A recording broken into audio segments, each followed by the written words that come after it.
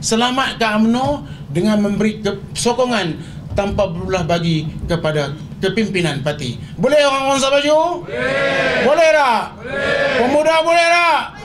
Kalau boleh, saya dengan rendah diri bismillahirrahmanirrahim meresmikan mesyuarat 3-3 saya Wangsa Maju.